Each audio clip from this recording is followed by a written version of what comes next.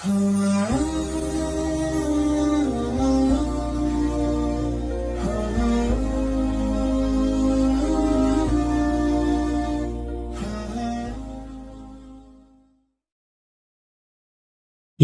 tenang itu tentu saja harus diawali dengan hidup senang.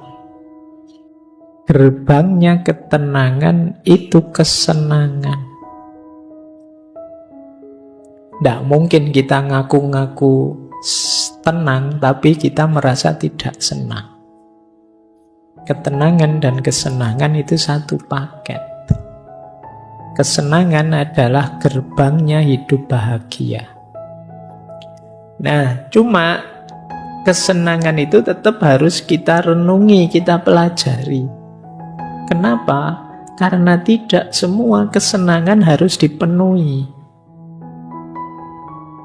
Ada kalimat dari Epikuros, kesenangan yang menyebabkan rasa sakit atau kesulitan harus dihindari. Sebaliknya kadang-kadang rasa sakit atau kesulitan tapi bisa melahirkan kesenangan harus kita jalani.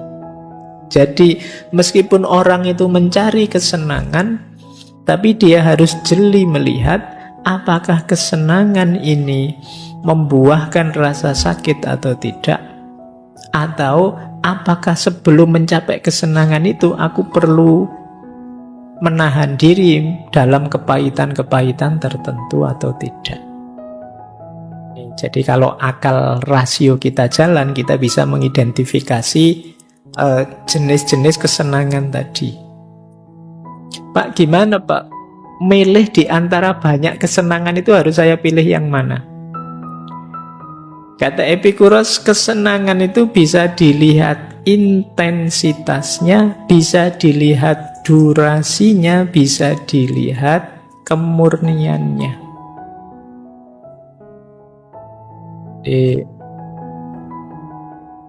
Intensitas itu kuatnya. Kalau enak, sangat enak. Ini ya sekedar enak saja, ini biasa saja, itu namanya intensitas. Kemudian ada durasi. Kalau durasi ini sebenarnya enak saja sih, tidak sangat enak, tapi durasinya panjang, lama.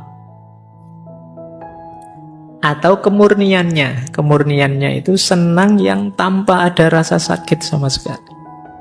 Kan ada kesenangan itu disertai sakit.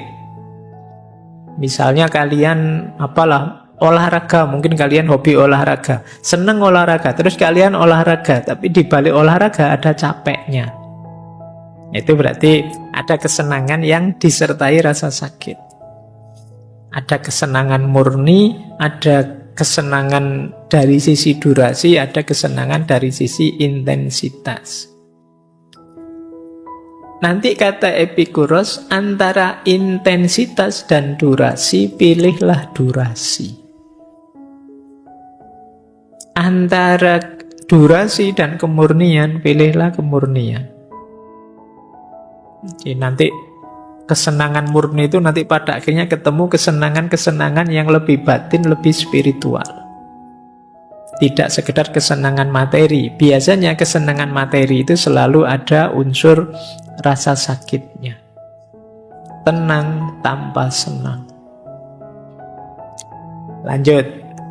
Rumus kedua. Untuk mewujudkan keinginan hidup adalah mengendalikan keinginan. Ini yang berat ya. Kadang-kadang keinginan itu ya muncul karena pengaruh sekeliling kita. Maka penting kita hidup reflektif, memikirkan apa saja keinginan kita, kemudian merenunginya. Kata Epikuros, ada 3 jenis keinginan. Yang pertama, natural necessary. Natural itu alami, dan necessary, niscaya, dia harus kita penuhi. Ada yang kedua, natural tapi unnecessary. Natural, alami, tapi tidak niscaya, tidak penting. Yang nomor 3, unnatural, tidak alami. Nah, nanti setelah ini teman-teman boleh bikin list daftar. Saya itu ingin apa sih, tulisan ya. 1 apa, 2 apa dalam hidup ini. Tulis saja semua. Jelek juga enggak apa-apa, saru juga enggak apa-apa. Wong yo keinginanmu kan.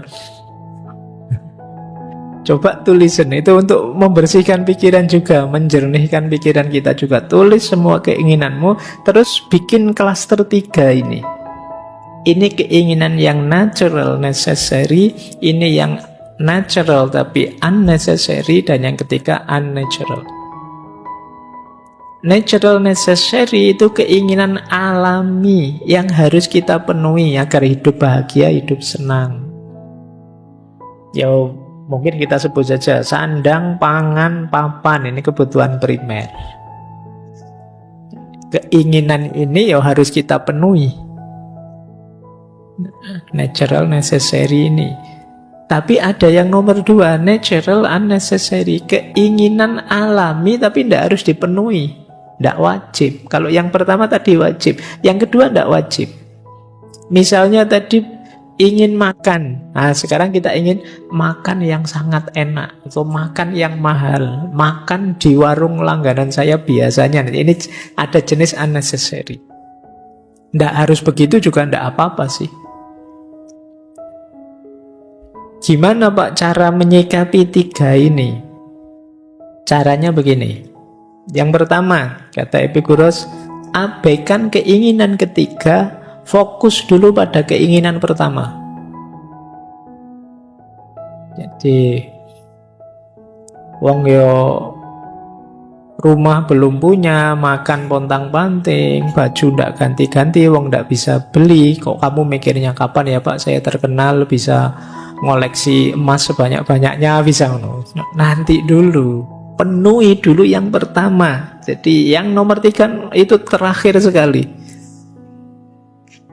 Nah, kalau yang kedua, boleh memenuhi keinginan kedua asal tidak menyebabkan rasa sakit atau tidak nyaman yang akut. Misalnya kalian ingin makan enak, ini makan kan primer ya. Boleh dipenuhi Mbak, boleh, tapi jangan sampai setelah sekarang makan enak terus besok seminggu tidak makan. Nah, karena duitmu habis kamu pakai makan. Nah, ini jangan. Jadi yang nomor 2 kamu penuhi, tapi pastikan tidak ada efek sakitnya. Kalau ada, pending dulu, biasa saja dulu. Ya kayak HP tadi loh. Yalah, yang penting punya HP bisa komunikasi. Pak saya pengen yang bermerek Pak, yang terbaru Pak. Ya silahkan, tapi jangan sampai ada rasa sakit. Jangan sampai begitu beli HP bermerek yang terbaru kamu ditagih pinjol, terus stres kamu. Nah, itu blunder namanya. Jadi keinginan jenis kedua kalau memang mampu penuhi saja, tapi pastikan tidak menyebabkan rasa sakit. Keinginan ketiga, kenapa tadi keinginan itu harus kita taruh di terakhir? Karena keinginan ketiga itu cirinya biasanya dalam jangka waktu lama akan muncul masalah. Apakah itu kecewa, tidak puas, tidak nyaman, atau kesehatan.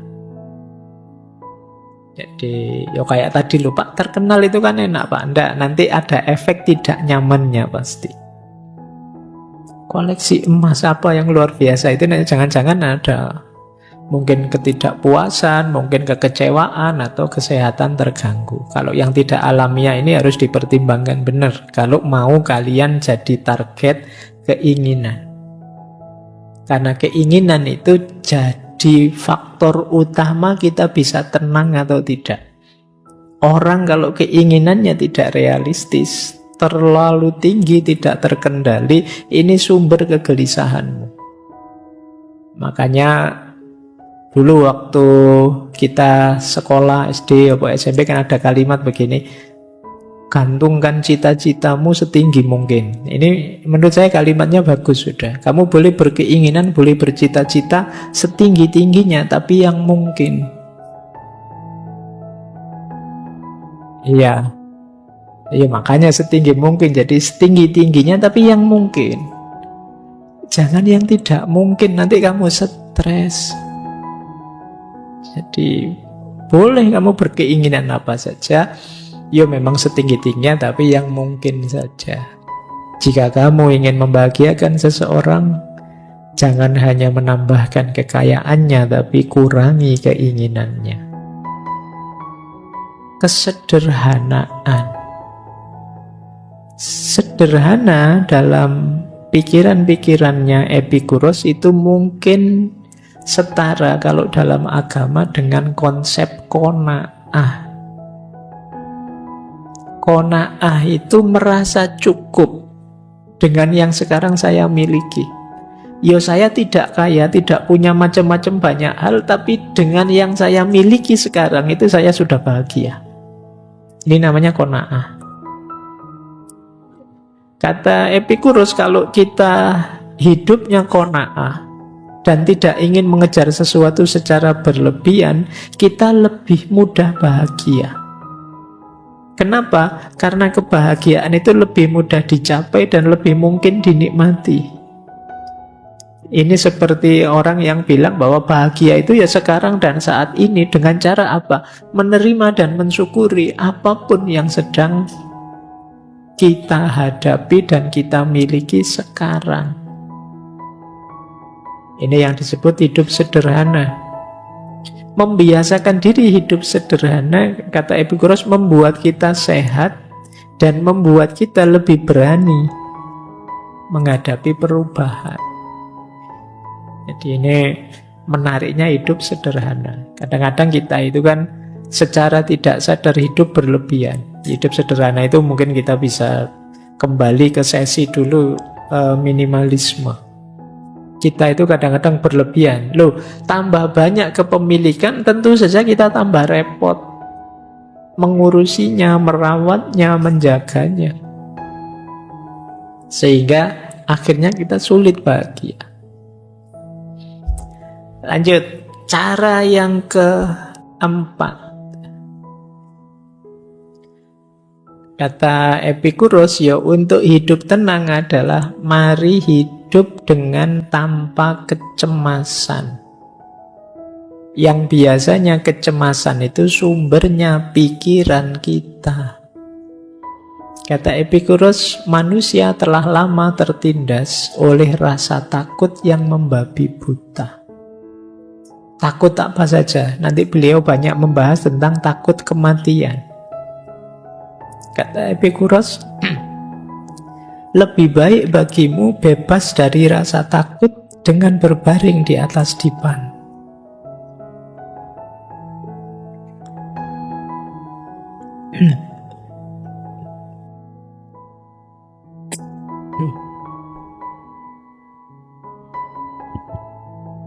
Sebentar.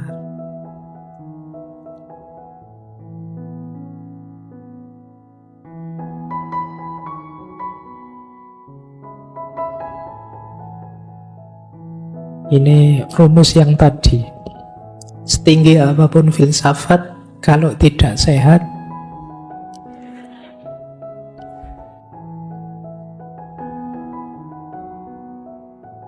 tidak ada gunanya. Baik, kita lanjutkan. Lebih baik bagimu bebas dari rasa takut dengan berbaring di atas dipan daripada punya sofa emas dan meja mewah namun penuh dengan masalah. Kita hari ini banyak ketakutan-ketakutan yang tidak perlu. Antara lain karena banjir informasi yang menyerbu kita. Pikiran kita sekarang aneh-aneh. Batuk kayak gini terus mikir, jangan-jangan paru-paru saya, jangan-jangan ini. Kita sering begitu ya. Kenapa? Info dari Google, dari mana-mana. Ada banyak ketakutan yang tidak perlu. Ada ndak yang sekarang masih semester 1 tapi sudah khawatir besok saya bisa ndak ya jadi suami yang baik? Saya ndak bisa masak, gimana ya nanti suami saya protes ndak ya, padahal masih semester 1. Ini yang disebut ketakutan yang tidak perlu. Dan kita sering mengalami ini. Ya gimana kita bisa hidup tenang? Pikiran kita serba takut.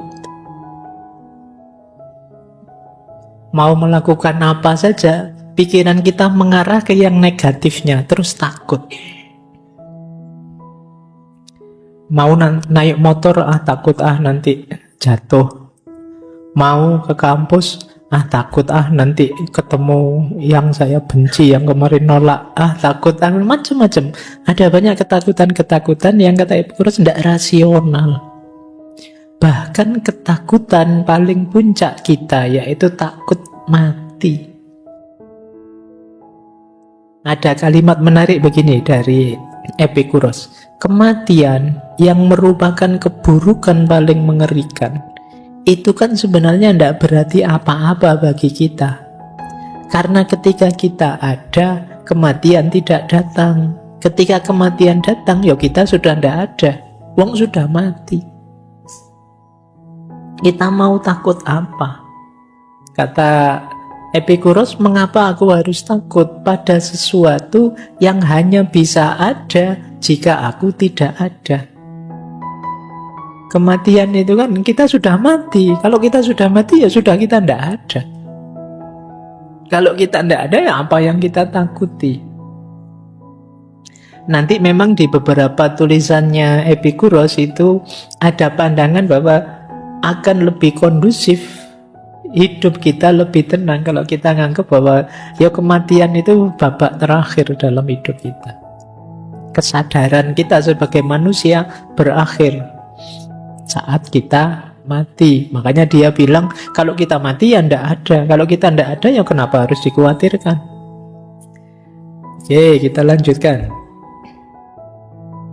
Nah, ini termasuk yang beliau senangi, persahabatan. Sampai murid-muridnya pun dipanggil sahabat. Kata beliau, dari semua hal yang diperoleh kebijaksanaan untuk menghasilkan kebahagiaan hidup yang utuh, yang terbesar adalah kepemilikan persahabatan. Beliau bahkan menyebut antara perkawinan dan persahabatan itu lebih tinggi levelnya persahabatan. Persahabatan itu tingkat tulusnya lebih tinggi. Orang lebih cenderung mau berkorban, ikhlas untuk sahabatnya. Kalau dengan pasangan suami istri kadang-kadang masih ada pamrih-pamrihnya, masih ada harapan-harapan tertentu yang kalau tidak terpenuhi terus jadi masalah. Tapi kalau dengan sahabat tidak, dengan teman tidak. Kita kalau sama teman, kata Epicurus, mereka datang dan kita ngobrol ngalur ngidul bareng-bareng saja, itu sudah membahagiakan. Tanpa harus mereka bawa apa atau mereka menguntungkan kita apa, enggak. Maka kata beliau, sahabat itu posisinya lebih tinggi, termasuk dibandingkan ikatan pernikahan. Jadi tidak masalah kalau kalian nembak ditolak terus jawabannya kita sahabat saja ya. Ya. Itu berarti ingin level yang lebih tinggi.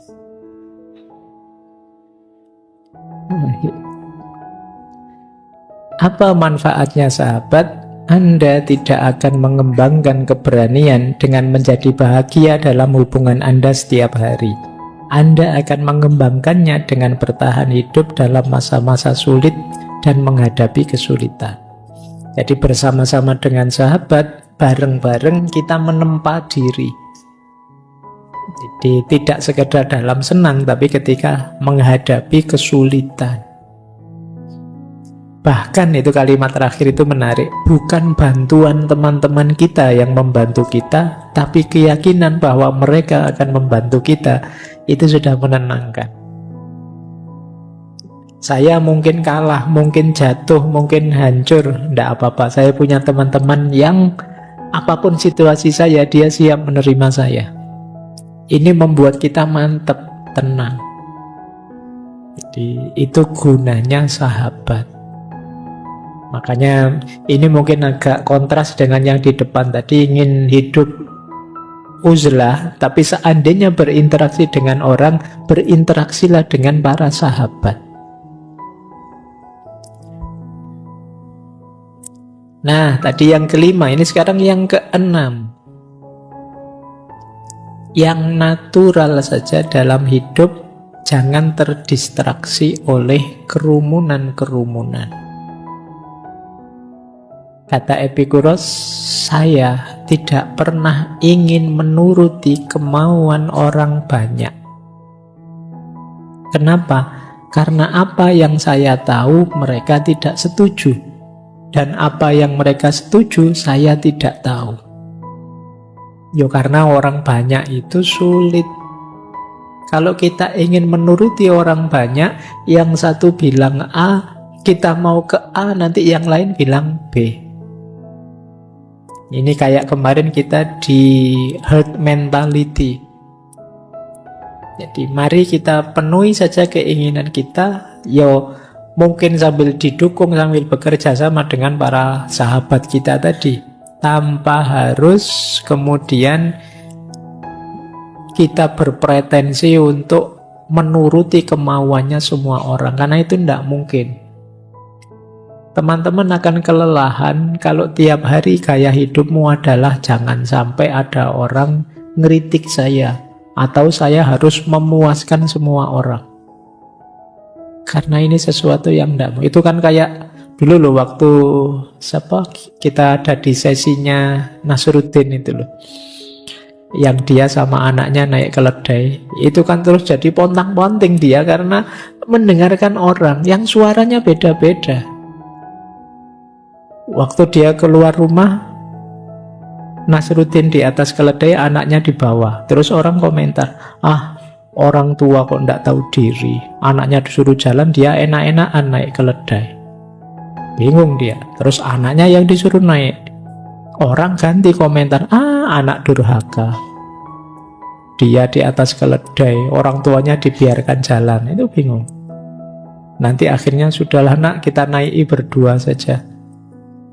Orang komentar, keledai sekecil itu kok dinaiki berdua, nggak mikir apa ya. Susah lagi. Akhirnya dua-duanya turun. Dituntun saja nak keledainya. Orang juga komen, bawa keledai kok ya dua-duanya jalan kaki, kok bodoh banget. Susah. Akhirnya sudah nak, ayo keledainya digotong aja berdua. Itu kalau kalian mendengarkan komentarnya orang. Hari ini kan kita sering digelisahkan itu. Kalian mungkin posting apa, terus orang komentar aneh-aneh banyak sekali. Ada saatnya terserahlah orang mau komen apa, yang penting menurut saya ini baik. Karena kadang yang komen juga iseng saja kok. Ngapain kita ambil hati sedalam itu? Nah, bagian dari ketenangan hidup adalah kita menyadari momen ini. Jadi biasa saja, natural saja, jangan terdistraksi oleh kerumunan. Kata Epikuros, jika kamu membentuk hidupmu sesuai dengan kodrat hidup yang alami saja, maka kamu tidak akan pernah miskin. Tapi jika kamu mengikuti pendapat orang lain, kamu tidak akan pernah kaya. Sekarang rumus yang ketujuh. Setiap orang pasti punya prinsip, punya nilai. Maka di antara sumber tenangnya hidup adalah kita mampu menegakkan nilai-nilai atau prinsip-prinsip hidup kita. Kok kita punya idealisme dan belum mampu menegakkannya, itu hidup kita belum tenang. Orang tenang itu kalau ada nilai ya mampu menjalankannya. Kayak kalian misalnya yang muslim ya meyakini sholat itu wajib. Maka ketika kalian bisa menjalankan sholat sudah tenang. Kalau belum mampu menjalankan sholat, kalian masih gelisah. Maka ketenanganmu antara lain terjadi kalau kalian bisa menegakkan nilai hidupmu. Mungkin kalian punya nilai kejujuran. Begitu kalian bohong, pasti kalian tidak tenang. Karena nabrak dengan nilai yang kalian yakini. Jadi ketenangan itu akan lahir sesuai dengan kesungguhan kita menegakkan nilai. Makanya ini tadi yang quote sempat kita kutip itu loh. Tidak mungkin hidup senang tanpa bijaksana, baik, dan adil. Dan tidak mungkin hidup bijaksana, baik, dan adil tanpa hidup yang senang. Jadi kesenangan, ketenangan itu bersyarat penegakan prinsip dan nilai. Beliau juga punya quotes begini, kesenangan itu tidak jahat, tapi cara menghasilkan sebagian kesenangan itu ada yang mengakibatkan masalah yang besarnya berlipat-lipat daripada kesenangan yang diperoleh. Jadi wajar saja orang mengejar kesenangan, tapi kalau kita mengejar kesenangan itu dengan mengabaikan nilai, prinsip yang kita yakini, disitulah maunya kita kesenangan, tapi jatuhnya bisa kebalikannya. Keinginan kita, ayo kita penuhi, tapi tetap tidak mengabaikan nilai. Karena kalau kita mengabaikannya, kita mungkin tidak ketemu dengan kesenangan, malah ketemu dengan masalah. Jadi rumus akhirnya kesenangan itu di sini. Makanya beliau kemudian bilang, meski kita bisa mengelak dari hukuman, tapi orang yang melarikan diri tidak mungkin bisa hidup tenang. Karena mereka akan selalu ditakuti, ketakutan akan masa yang akan datang maupun masa kini. Kadang-kadang kita melakukan kesalahan tapi tidak ngaku. Kita salah tapi terus melarikan diri. Jangan dikira urusannya selesai. Kita sedang mempertaruhkan ketenangan hidup. Mungkin saja seluruh Indonesia tidak tahu, tidak ada yang tahu selain para malaikat dan Allah saja. Tapi kalian juga tahu yang melakukannya, dan itu akan jadi ganjalan bagi ketenangan hidup. Maka kata Epikuros, tidak bisa kalian mengabaikan nilai, mengabaikan norma. Karena begitu kalian nabrak itu, pasti kalian tidak tenang. Mungkin tidak ada orang tahu, tapi kalian sendiri yang melakukannya kan tahu. Dan itu akan jadi memorimu, dan itu yang akan memblokir ketenanganmu. Kadang-kadang kalau orang melakukan kesalahan ini itu kan ada di memorinya. Kadang-kadang kalau dia mengalami kesialan apa, ketidakberuntungan apa, itu selalu disambungkan dengan kesalahannya sebelumnya. Makanya orang yang mendapatkan musibah itu kan sering mengeluhnya itu, ya Allah, apa salahku ya, apa dosaku ya. Karena memang ingatan akan salah dan dosa itu jadi memori yang menghalangi ketenangan kita. Kita was-was terus, jangan-jangan salahku, dosaku ini nanti terbalas dengan hal yang lebih pahit, lebih buruk. Jadi ketika kita mengalami kepahitan itu kita sambungkan dengan ingatan kita akan dosa dan kesalahan kita. Nah, jadi kalau ada teman-teman ini, kita semua kan kadang punya aib yang ingin kita tutupi, punya dosa yang tidak ingin kita ceritakan ke siapa-siapa. Tapi jangan lupa, kalau kita tidak ingin bersih-bersih diri, kita hanya menyangkal saja dosa itu, salah itu, ya pada saatnya kita sedang mengorbankan ketenangan kita.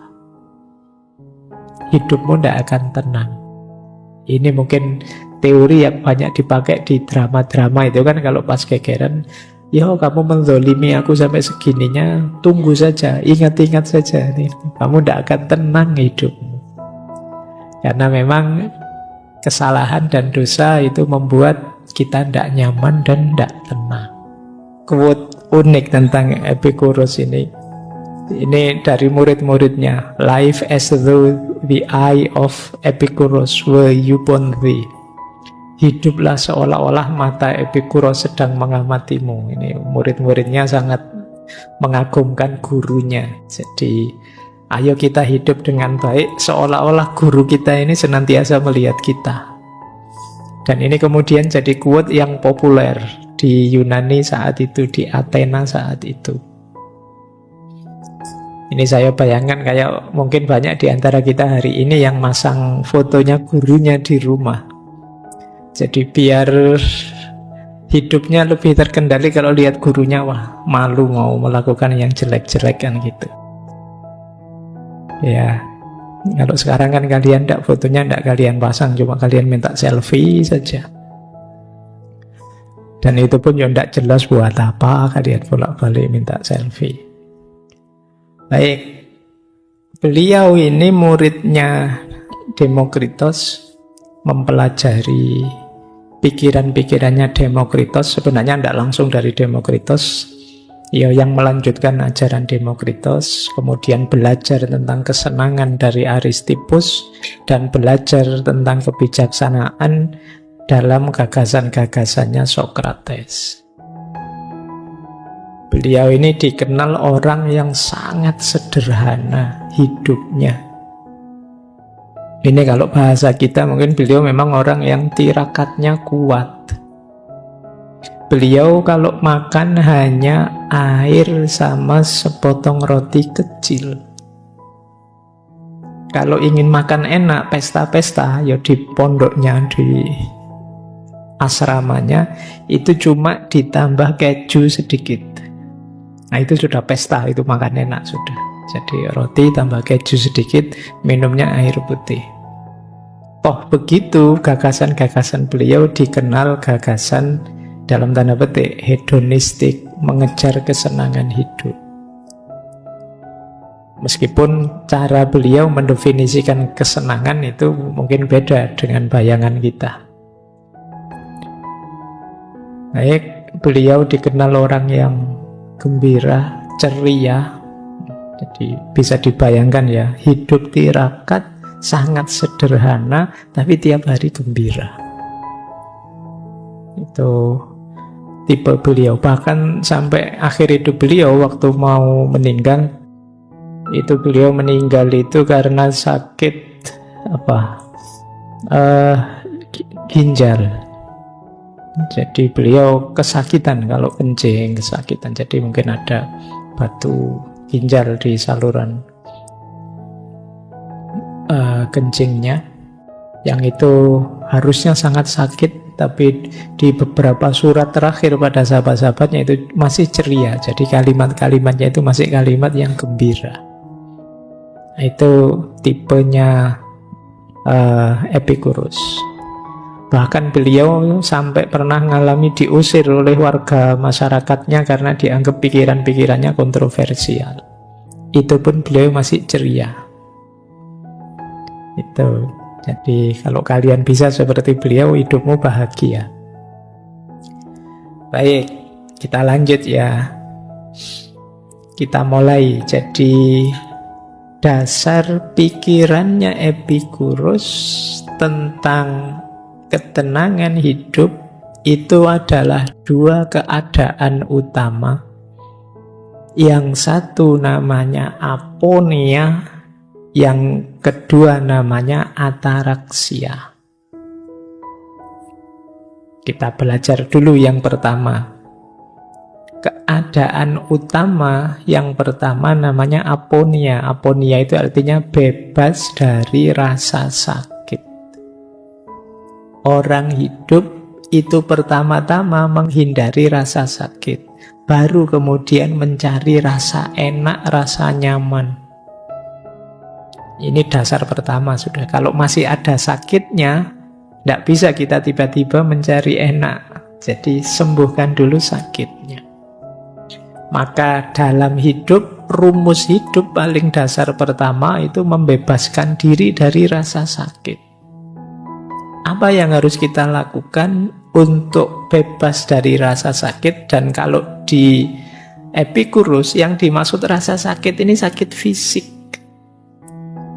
Jadi makanya beliau ini agak mirip Aristoteles dalam aspek realistik materialisnya. Jadi bukan sakit-sakit yang dalam, tapi sakit fisik. Kalau jasmani kita sehat, untuk selanjutnya ngurusi batin, ngurusi apa saja lebih simpel. Tapi kalau jasmani kita sakit, susah sudah. Misalnya kita demam, panas, nggereges, pusing, puyeng, diajak diskusi meskipun tentang cinta kah, tentang ikhlas kah, tentang sudah Pak, pusing Pak, nggak bahas ikhlas dulu, nggak bahas cinta dulu, ini nggereges, pusing, nggak karu-karuan kok. Kan kamu mesti begitu. Ini yang disebut prinsip aponia. Maka awalnya tetap harus bebas dari rasa sakit. Jangan kalian sepelekan kesehatan tubuhmu. Pak, saya pokoknya filsafatan saja sampai dalam pikiran, sampai memuncak. Kesehatan nomor 2. Jangan salah, kalau kamu menomorduakan kesehatan, begitu kamu sakit, yang nomor 1 tadi juga hilang. Makanya dulu pernah ada pepatah itu, dalam tubuh yang sehat terdapat jiwa yang sehat. Kalian kan kadang komplain, yo kan kebalik Pak, jiwa dulu baru tubuh sehat. Tapi memang kalau kita sedang sakit, mau apa juga ndak jalan. Mbok perutmu mules, meskipun kamu ketemu idolamu yang seperti siapa, apa artis, apa sopo, ya tetap kamu akan menyelesaikan mulesmu dulu. Itu pentingnya aponia ini. Jadi kalau ingin hidup tenang, bahagia, dasar pertama harus kita ingat, bebas dari rasa sakit. Gimana caranya? Yang pertama, penuhi kebutuhan dasar. Ya, kebutuhan dasar primer ya, yang sering disebut orang itu misalnya makan, minum, termasuk kalau sudah waktunya seks. Ini basic. Jadi makanya kenapa kok kalian sering galau, jangan-jangan ya kalian sudah waktunya.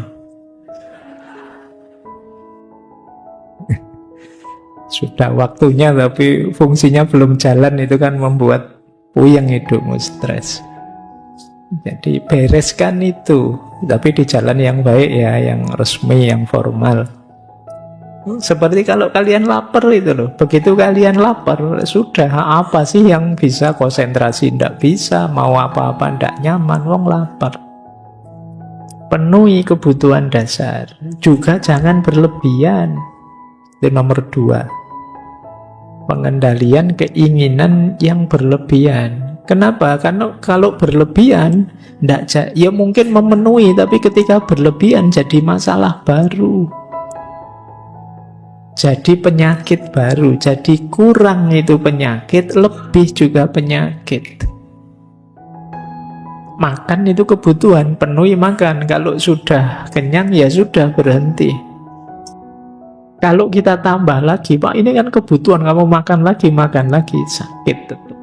Seenak-enaknya makanan ya, piring pertama nyaman, piring kedua lumayan, meskipun tinggal setengah nikmatnya, piring ketiga kamu mulai berjuang, piring keempat kamu sudah hampir muntah, itu sudah. Padahal itu mungkin makanan enak yang kamu senangi, tapi kenapa jadi masalah? Karena berlebihan. Jadi penuhi kebutuhan dasar dan jangan berlebihan. Yang ketiga, hindari hal-hal yang merusak tubuh, apapun itu. Saya beberapa kali ngaji tema ini, selalu kemudian pertanyaannya, berarti merokok enggak boleh ya Pak? Mesti gitu, pikirannya selalu ke situ. Ya terserahlah, kamu mikir sendiri, sudah besar kok. Jadi sudah ngerti mana yang baik. Pokoknya intinya, hindari hal-hal yang menurutmu merusak kesehatanmu, merusak tubuhmu. Ya sekarang teori-teori, konsep-konsep tentang kesehatan kan banyak. Jalankan sesuai yang kamu yakini. Jadi yang merusak-merusak dihindari.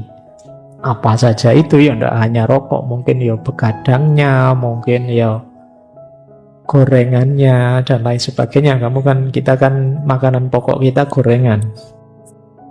Kalau tidak ada gorengan kita tidak enak makannya. Nah, kita sendiri yang tahu. Dan menghindari yang merusak tubuh itu berhubungan dengan menyadari keterbatasan tubuh kita. Ini rumus pokoknya di situ. Mungkin saja di antara kalian ada yang bilang, Pak, saya itu kuat, Pak. Kalau sekedar rokok saja tidak mungkinlah merusak kesehatan saya. Ya monggo saja, kalian yang tahu limitnya, batasnya dirimu. Jadi maka ini yang tadi saya sebut, membaca ayat-ayat nafsiyah, membaca diri kita. Sejauh mana ketahanannya, sejauh mana kekuatannya. Baik, jadi ini basic ya, namanya aponia. Kalau ingin hidup tenang, ya rumus pertama sebenarnya menghindar dari rasa sakit. Berarti